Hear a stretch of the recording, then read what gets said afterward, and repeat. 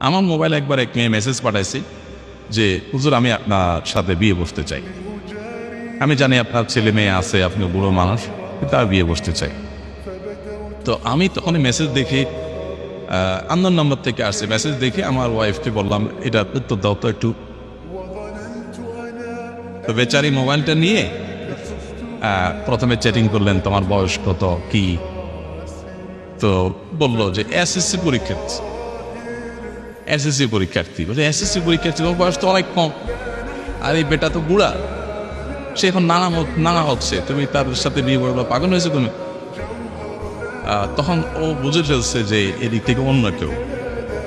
তো আমার ওয়াইফ একদিন ফোন দিছে, ডাইরেক্ট কল দিছে। কল দিলে সে ধরছে, ধরার পরে সে তো ভয় ধরছে যে বোকা দিবে। আমার ওয়াইফ বলে যে দেখো, তোমার একটা সুন্দর ভবিষ্যৎ আছে, এই ভাইরাল হুজুর দেখে তোমার বিয়ে বসতে হবে, এটা শয়তান তোমার মাথা ঢুকেছে।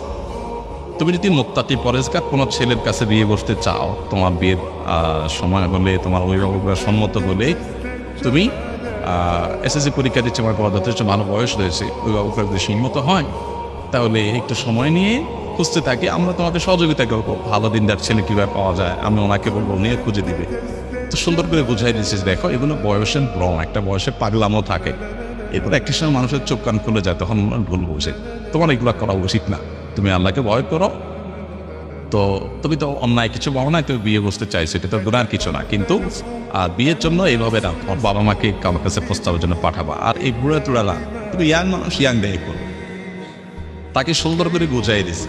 পরে মোবাইল রাখার পরে আমার ওয়াইফ আমাকে বলতেছে যে ও বেচারি আমার এই কথাগুলো শোনার পরে সে বলতেছে যে আপা আপনি এরকম করে আমার বোঝাবেন, আমি তো আশা করি, আমি তো মরছি আমার গালি গালাজ করি, আমি তো মরছি আমার গোষ্ঠী উদ্ধার করবেন, কিন্তু আপনি যে এত সুন্দর করে বোঝাবেন এটা আমি চিন্তাই করি নাই।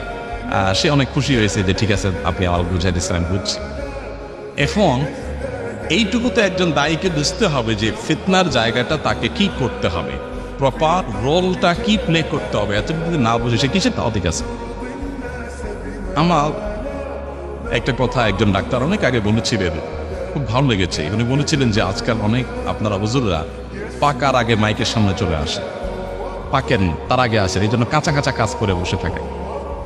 পাকবেন, অভিজ্ঞদের অধীনে থেকে লম্বা সময় নিয়ে ধীরে ধীরে ধীরে ধীরে শিখবেন।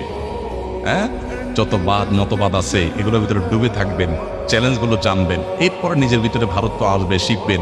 আস্তে আস্তে আপনি ইন্টার্নি শুরু করবেন, এরপরে মূল প্ল্যাটফর্মে আসবে। আজকাল দেখা যায় সবাই আমরা ওয়াজ মাহফিলের বক্তা অথবা আপনার দায়ী হয়ে গেছি। যাই হোক, আমরা কেউই পরিপূর্ণ না, কিন্তু শিখতে হবে এবং শেখার মানসিকতা থাকতে হবে। আল্লাহ আমাদেরকে তৌফিক দান করুন।